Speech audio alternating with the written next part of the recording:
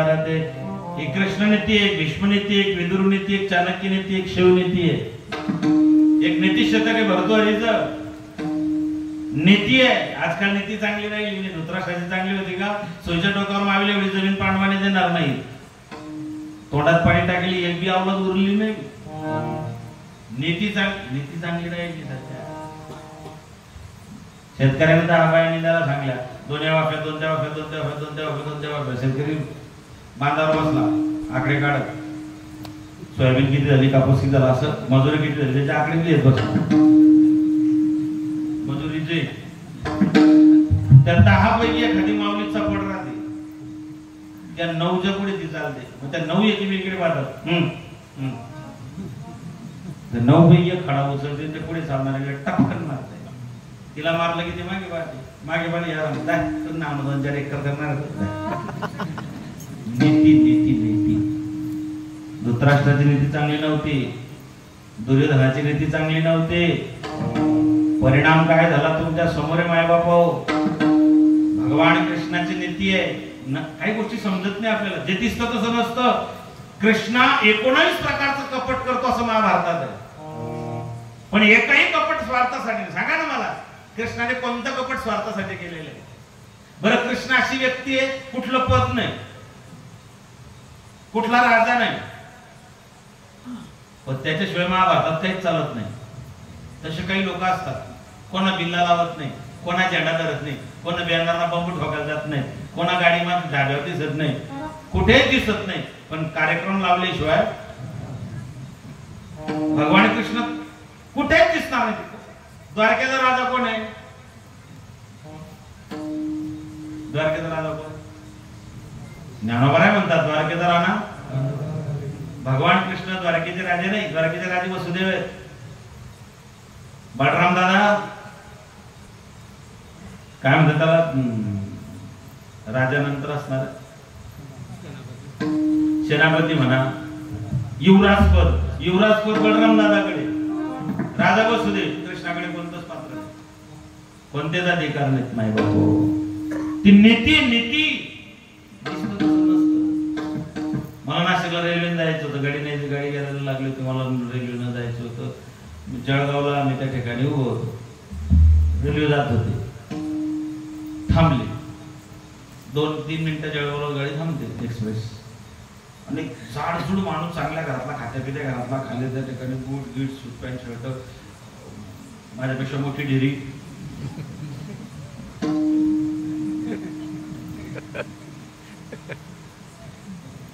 आमच्या पावत्या फाडली, गोडवाटं तुळले. आता कीर्तनकारांनी भजण्याची पावती फाटली पाहिजे. आता खुद असतो त्या तिने मोठी एरब्याग, काहीच नाही त्याच्याकडे. श्रीमंत घरातला माणूस, फक्त हातात रुमाल आहे, एका हातात मोबाईल आहे, झप पावड जीवाच्या आकारात जातोय, घामाघूम झालेला आहे. आणि एक पतला माणूस, 2 बॅगा या हातात, 2 थैल्या हातात, एक त्या ठिकाणी अशी अटकवलेली. आणि तो इतक्या जोरात पळतोय, एवढ्या बॅगा घेऊन त्या जाडजूड माणसाच्या पुढे पळतोय, धावतोय, पळतोय. तो घाईने त्या ठिकाणी येतोय. तितक्याच गाडीनं हॉर्न तिला गाडी निघाली. तो पतला माणूस त्या बॅगा, कळत होतं की हा त्याच्या सोबत आहे, दोघं सोबत आहे. तो एकदम पतला माणूस धावतोय, बॅगा घेऊन पडतोय, जीवाच्या आकांतानं पडतोय. कसा बसा तो गाडी सुरू झाली, एक डबा पुढे सरकला. तितक्यात याच्याकडून तर पळायला जात नव्हतं, याला धाप लागत होती. याच्या जीवाच्या आकांताचा घामाघूम झाला, कसा बसा चालत होता. तितक्यात गाडी निघाली आणि त्या बारक्या माणसाला त्या बॅगा, ती सुटकेस सगळं धरून त्या डब्यात फेकणार. फेकताना त्याचाही तोल गेला, तो बी डबा मध्ये लागला. मला वाटलं चला बरं झालं, बिचारा बारीक माणूस एवढा गरीब बॅगा घेऊन धावत होता, त्याला गाडी सापडली. पण हाऊ जो जाडजूड होता मागे, हाऊ इथला जोर हसायला लागला. मला वाटलं याला गाडी सुटली म्हणून याला हसावाद झाला. त्याला म्हटलं का काय झालं, का बरं हसताय? त्याने आधी हसून घेतलं. म्हटलं तुमची गाडी निघून गेली, तुम्ही जीवाच्या आकारात धावत होते, तुम्हाला गाडी पकडायची होती आणि तुम्हाला गाडी सापडली नाही, आणि तुमच्या सोबतचा माणूस गाडीत बसून गेला आणि तुम्ही इतक्या जोरात हसताय, काय आनंद आहे तुम्हाला? तो म्हणे महाराज तुम्हाला पावसाळा गेला होता, तोच पुढे नाही गेला. तुमची माझी परिस्थिती अशीच विचार भाऊ. भगवान कृष्णानं सांगितलं काय, आपण त्याच्यातला मुद्दा घेतो काय? एक माणूस धापकन त्या ठिकाणी बाथरूम मध्ये जाऊन पडला, जोरात आवाज. आता पडला, बायकोने त्याला काय झालं, काय पडलं. मग याला वाटलं आपण मी पडलो सांगतो तर लाच चालली. अहो म्हणे बन्यान पडी घेऊन. तिकडे बन्यान एवढा आवाज होस का, तो म्हणे बन्यान मग मी बी होतो ना. तुमच्या डोळ्यांना जसं दिसतं तसं कधीच नसतं नाही बापा. हो, धर्मनीती वरवरतून कृष्णाची नीती एकदम सोपी वाटते, वरतून कृष्ण चरित्र एकदम सोपं वाटतं, पण महात्म्यांचं उभं आयुष्य निघून गेलं पण कृष्ण चरित्र कळालं नाही. आम्हाला कृष्ण कळालाच नाही, आम्हाला कृष्ण समजलाच नाही. कोणाचा मी कोण राधे, कोणाचा मी कोण ग, ओळख मला ग राधे, ओळख मला. यशोदे देवकीच्या पोटी आला, यशोदेने सांभाळ केला, गोपाळांच्या पालनवाला, ओळख मला. नेती आहे, चाणक्यांची नीती आहे. त्याच्यानंतर विदुर काकाची नीती आहे, त्याच्यानंतर भीष्म नीती आहे, कृष्ण नीती आहे, शिव नीती आहे. मायका कृष्ण नीतीचे उदाहरण सांगतो तुम्हाला. काय झालं, पांडव अज्ञातवासात निघून गेले. वसुदेवानं कृष्ण आणि बलराम दोघं भावांना झापायला सुरुवात केली. म्हणले अरे बलराम, कृष्णा, बहीण डोक्यावरी झाली, उपवर झाली, लग्नासारखं तिचं वय झालं, तरुण मुलगी घरात ठेवणं बरं नाही रे. तिच्या लग्नाकरता तुम्ही अजिबात पाहत नाही, तुम्हाला दोघांना त्याची चिंता नाही, स्वेर सुद्धाच नाही. बलराम दादाला इतका तो शब्द लागला. म्हणले बाबा आई काळजी करू नका, माझ्या बहिणीसाठी असं स्थळ घेऊन येतो, तुम्ही विचार करा. बलराम दादा हस्तिनापुरात आले. पांडव दुर्दैवाने अज्ञातवासात गेले होते, जुगारामध्ये हरलेले होते. जेव्हा त्या दुर्योधनाला माहिती पडलं की सुभद्रेचा संबंध करण्याकरता बलराम दादा आला, त्याने अशी बडदास्त ठेवली बलराम दादाची. दादा दादा दादा एकटा हा त्यांचा शिष्य होता, बलराम दादा त्यांचे गुरु होते, आणि त्यांनी इतकी चांगली बडदास्त ठेवली. बलराम दादा खुश झाले की इतका चांगला सज्जनाची काय साधूशिनाकडे दुर्जनाची होते. साधूला कळत नाही याच्या मनात काय काळगोर चालू आहे. आणि मग त्या दुर्योधनाने विचारलं की दादा तुम्ही परेशान दिसताय, धावपळ करत काय. काही नाही, माझ्या बहीण सुभद्रा करता मुलगा पाहायचा, लग्न करायचंय. शकुनीने सांगितलं अहो मग इतका चांगला राजबिंडा असणारा येणाऱ्या भारताचा हा युवराज, आणि तुम्ही याला सोडून कोणता मुलगा पाहताय दादा. दादालाही म्हटलं की इथं माझा शिष्य आहे, जवळचं नातं आहे, बलाढ्य, क्षत्रिय आहे, चांगला आहे दुर्योधन, काय हरकत आहे. त्यांनी सांगितलं ठीक आहे, दिली माझी बहीण तुम्हाला. यांनी लग्नाची हावभाव केली, द्वारकेला आले आणि यादीच कृष्णाच्या हातात ठेवली. पाहुणे कोण कोण येणार आहे, काय मेनू आहे, बँड कोणाचं लावायचंय, मंडप कोणाचं लावायचंय, साऊंड कोणाचं लावायचंय, ऑर्केस्ट्रा लावायचा का भजनी मंडळाला भजन म्हणायला लावायचे, अशी सगळी यादीच त्या ठिकाणी कृष्णाच्या हातात ठेवली. म्हणे कृष्णा ही यादी. म्हणले कशाची, विधानसभा येते त्याची. म्हणे नाही हो, यादी कशाची. म्हणले आपल्या बहिणीचं सुभद्रेचं लग्न ठरलं. म्हणले कोणासोबत. म्हणजे दुर्योधनासोबत. कृष्णानं कपाळाला हात मारला की काय दादा, पण मग मोठा भाऊ आहे, बोलता येत नाही, मर्यादा होती. मोठ्या भाऊ समोर बोलत नव्हते. आता मर्यादेच राहिली नाही मायबाप, पूर्वीची मर्यादा गेली. बरं मी या वचन देऊन ठेवलेलं आहे काय, आता तो वडील होईबा सर्वज्ञा, पाळीनं मी आज्ञा तुझी वाढे. मी तुझी आज्ञा पाळणार आहे. वचन दिलं होतं, प्रॉमिस केलं होतं, आश्वासन दिलं होतं, मोडता येत नव्हतं, दादाच्या विरुद्ध जाता येत नव्हतं. मग करावं काय. कृष्णाने आपली नीती वापरली. काय केलं, अर्जुन अज्ञातवासात दाढी जटा वाढल्या होत्या. अर्जुना सांगितलं अर्जुना द्वारकेला ये, साधू बनून काय कर. म्हटलं काहीच करू नको, माझ्या बहिणीचं लग्न माझ्या भावाने दुर्योधनासोबत ठरवलेलं आहे, मला तिला तिकडे लग्न होण्याचं नाही, तू तिला घेऊन पडून जा. हे पळवा पळवायची संकल्पना याच्यापासूनच सुरू झाली. याने रुक्मिणी पळवली, याच्या पोऱ्यानं दुर्योधनाची पोरगी लक्ष्मणा पळवली, रावणाने सीता पळवली, पृथ्वीराज चौहान संयोगिता पळवली स्वयंवरामधून, ब्रिटिशांनी भवानी तलवार पळवली. जे पळवा पळवी सुरू झाली भाऊ अजून बी चालू. पहिले व्हायरस फक्त जे शहरापुरता मर्यादित होता, आता गाव खेळा आम्ही पसरी घ्या वरत्यानावर लस बी नाही, तिथं आम्हा 2 इंजेक्शन टोचली होतं बी काही. त्या व्हायरसवरती कोणतं औषध नाही, तुला सुगंधीला पळवायचं.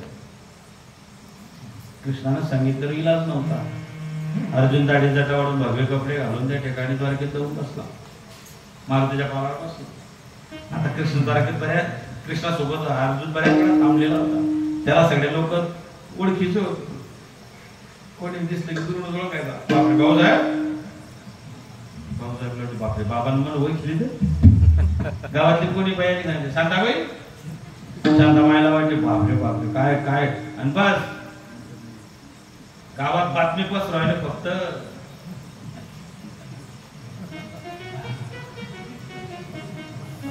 शांताबाईंना अख्ख्या गावात सांगलो असा साधू येले माय पारवर दुरून ते की सन्मले बाई केली ती शांताबाई खायची. कोणी माई माय पैशाला असेल तो विषय सोडून द्या, मी द्वारकेतलं सांगतोय. नाव जुने नाव कसं ते शांताबाई, गोमुखाबाई, द्रौपदाबाई, द्रुपदा कोण, राम, चैत्राम, आत्माराम, जीवराम, शिवराम, अजून लय राम, निदान राम तरी तोंडात ती. तुकाराम, सखाराम, कृपाराम, ज्याची कृपा होते, रामाची कृपा, कृपाराम, सीते सहित राम, सीताराम, बलभीम सोबत बलराम, विजय झाला जयराम, गंगाराम भाव आहे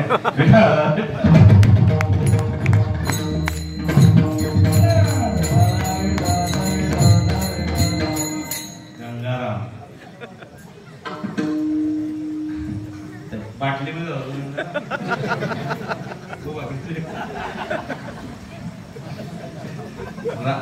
गंगाराम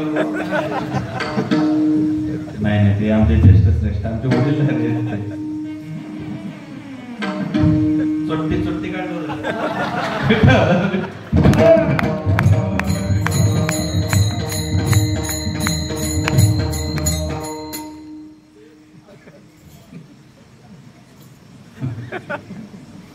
बरोबर डोकामाकडे जन्म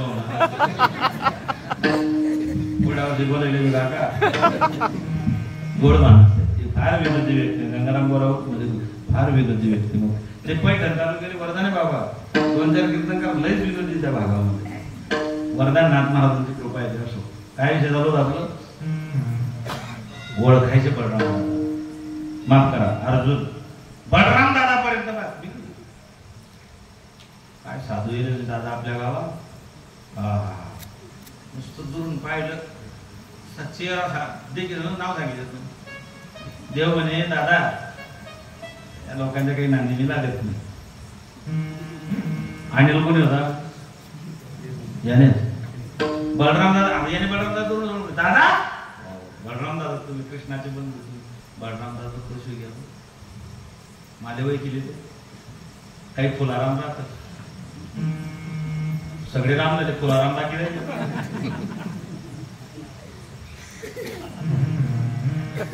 बलराम दादा नाव घेतलं. बलराम कृष्ण बाबा आपल्याकडे जेवायला जावं, जेवायला घेऊन गेले. आणि जेवायला सगळे घरातल्या यादवांच्या कन्या. अर्जुन साधूच्या वेशात जेवायला बसले, भगवान कृष्ण समोर बसले. बलराम आणि कृष्ण तू म्हणणे नाही, तुम्हीच बसले आपल्या जेवायला बसले. पात्र काढल्या गेले, भात संपला. ताई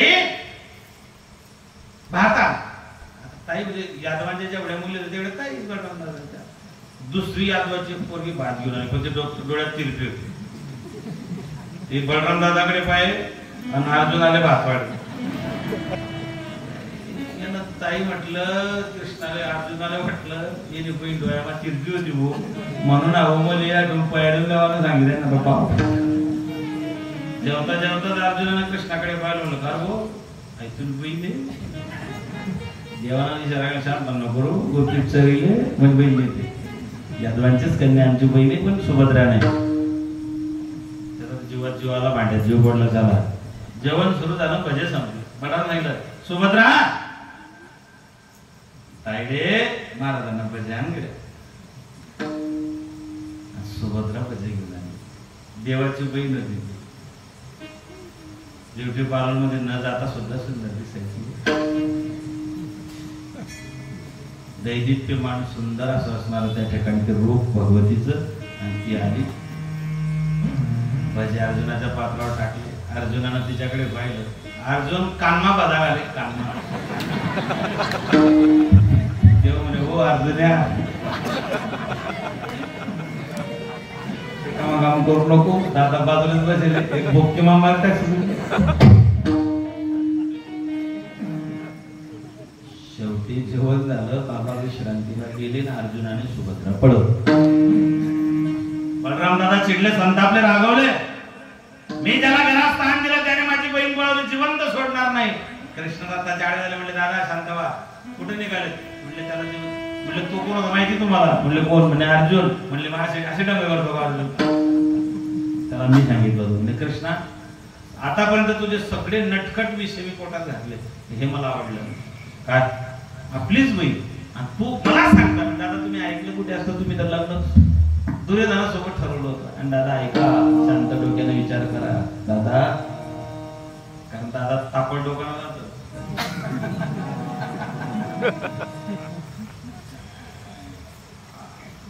देव म्हणे दादा तुम्ही पाठीने गेला एक साव तिकडे तीर्थयात्रेला मी नाही प्रमाणे तसं दोरावीला सकाळपासून होतो. दादा तो अर्जुन होता, मी त्याला सांगितलं होतं, तुम्ही ऐकलं नसतं. मग ऐका दादा, या धृतराष्ट्राने त्याच्या मागच्या 100व्या जन्मामध्ये नागिन तिचे 100 किलो जाळून टाकले होते. तिने शाप दिला होता, माझे लेकरं माझ्या डोळ्यासमोर त्या ठिकाणी जळून मरतायत, डोळ्यात आग गेली, मी आंधळी झालेली आहे. तिने शाप दिला होता की तू आंधळा होशील. जसे माझे 100 मुलं माझ्या डोळ्यासमोर मेले, तसे तुझे लेकर तुझ्या डोळ्यासमोर मरतील. आणि या जन्मात धृतराष्ट्राला तो हिशोब चुकता करायचा आहे. दुर्योधन त्याचा पोरगा आहे. धृतराष्ट्राचा शेवट 100वा जन्म आहे. आणि दादा दुर्योधन अल्पायुष्य आहे, दुर्योधन लवकर मरणार आहे. दुर्योधन जर मेला, आपली बहीण विधवा होईल. तुम्हाला बहिणीच्या कपाळावरचं कुंकू पुसलेला आवडेल का दादा? बलराम दादाने कृष्णाला घट्ट मिठी मारली. कृष्णा, अरे हे होतं काय? धर्मनीतीचा हाय गावा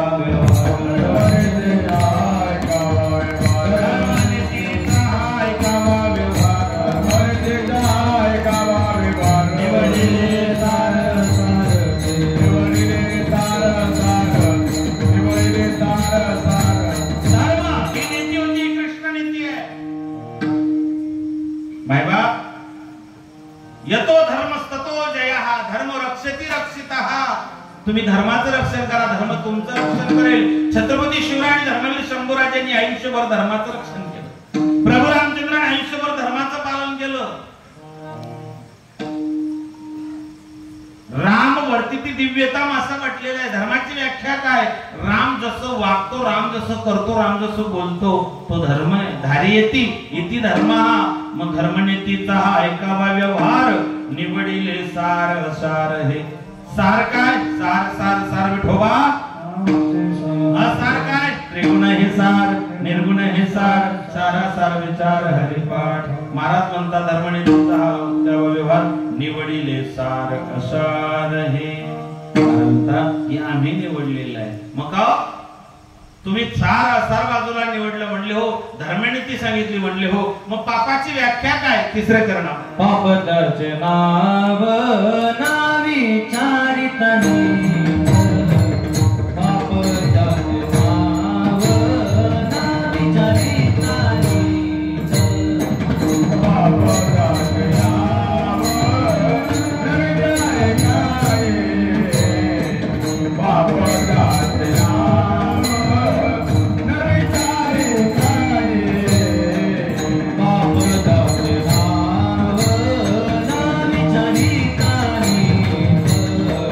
पाप